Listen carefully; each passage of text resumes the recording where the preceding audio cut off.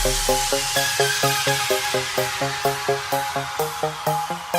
guys, welcome back. Today's video is all about the art of the job interview. So these are just some quick tips that I've picked up that I think can help you land any dream job in the beauty industry.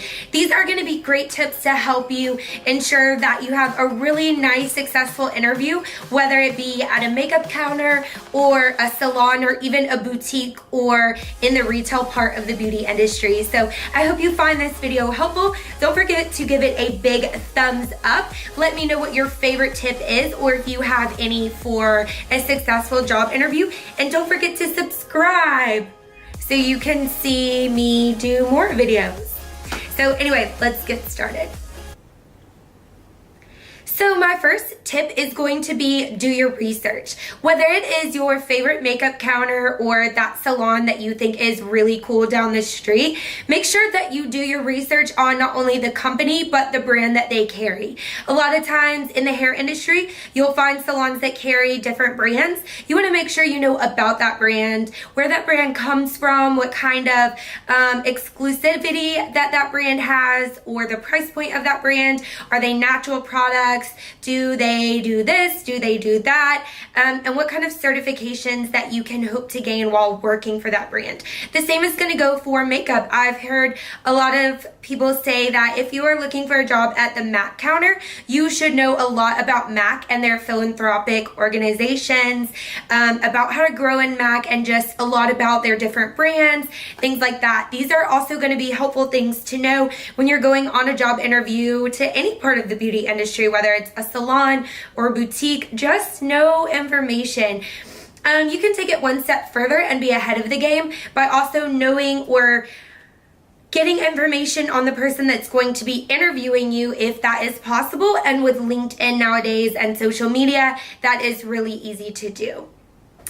So once you've done your research and you're getting ready to go to your first interview, don't forget to bring a few copies of your resume.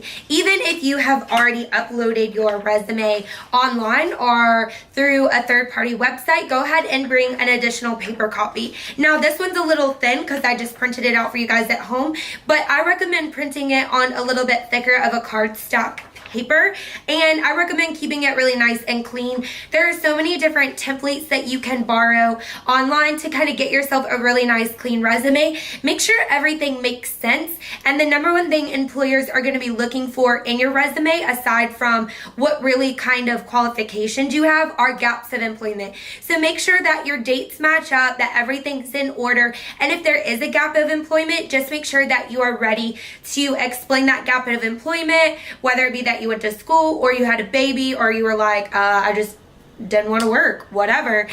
So just make sure that you are prepared to answer those questions. This is a copy of my resume. It's, I'm not going to put that up there. It's, so your resume should be like super neat, super clean, just, you know, really organized and easy to look at. One time when I applied for a position at Drybar, I know that their company colors are yellow and gray. So on a yellow piece of cardstock paper with gray ink, I printed out my resume and then put a gray bow at the top. Now, I totally would not recommend that for everything. I was actually just being a little bit more cheeky at the time, but it actually got me a job interview right then and there on the spot. When I dropped off their resume, they thought it was really cute, and it just kind of set me apart. Like, I had fun with it. I wanted to go work at this place, Drybar. All the social media research I had done suggested that this was actually like a really cool, fun place to work at. So I thought, why not be a little bit cheeky? But I, of course, would not try that with everyone.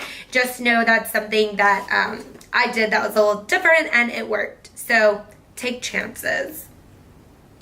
So my third piece of advice would be to immerse yourself in the brand. For example, if you're going to get a job at Benefit Cosmetics or MAC Cosmetics, why don't you wear that brand of makeup when you go in? That's like a bright idea, right? If you are going in to get a salon job somewhere, then you need to pick up a bottle of styling products or hairspray and just kind of use it and see if that is a brand that you would like, and then be able to tell the person interviewing you, hey, I totally like picked this brand up, or I've used this hairspray, and it gives you a common point of interest. It lets them know that you've put in the time and energy to not only research them, but to participate in their brand as well. The same is going to go for clothing or boutique companies. Don't wear a Zara outfit to Forever 21 and vice versa. It is worth the extra effort to go and pick up a quick outfit inexpensively if you can, if you are going to go interview at one of those places, so that you have a piece of clothing, you are representative. The number one thing employers will tell you when they're looking for people to represent them is that these are the faces of their brand. If you work at Forever 21, you should have a current Forever 21 outfit on, because you represent that brand and you are that living version of the brand. I can't tell you how important that is to kind of stick within the brand. So it's going to be across the board, whether you're looking for a boutique job or a makeup counter job or even a stylist job behind the chair. Which brings me to another point. Do your research. If a company wears all black, then wear all black to the interview. If they wear, for example, Sephora wears black outfits with a pop of red. Now, even though they give you the uniform that you're going to wear at Sephora, you could still wear an all black outfit with certain pops of red, whether it be a red lip or red accessories or even a black and red shirt. Why? Because that lets them know that you know the face of the brand and that you're doing as much as you can to represent the face of the brand. Remember to dress for the job that you want, not the job that you have. So for my last tip, bring your iPad if you have one available. I use my Instagram, Society Life Hair, as my virtual lookbook. So my guests can see not only what I do, but the different guests that I have and the different range of options that they have when they choose me as their stylist. So whether you are a makeup artist or a hairstylist, or if even you want to get a job at a boutique, then I recommend that you create a lookbook. So most of us use our social media. This is going to be my Instagram, and I'm going to take my iPad so that any future salon or employer can see my work and they can see it on a large scale. Do make sure that if you're going to be sharing your social media, that it is professional only. So don't mix business and pleasure. Make sure that you have that professional website or that professional Instagram that is really a lot, or 90% or more of your work. If you don't have one, get one together. So if you're a stylist and you want to get a job at a boutique, then go out and put together 5 or 10 different outfits, style them, take pictures, upload it to Instagram, or even make a slideshow. And that is a great way to show your skill set. And that's going to be applicable for stylists, either whether it's in a salon behind the chair or a makeup artist, or even if you want to be a personal shopper or stylist for a boutique or clothing brand.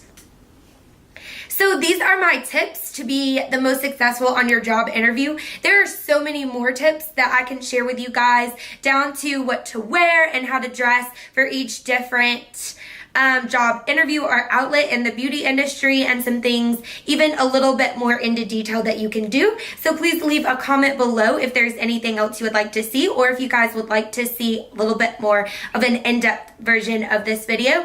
Thank you so much for checking back. It means the world to me, and I can't wait to see you guys soon. Bye.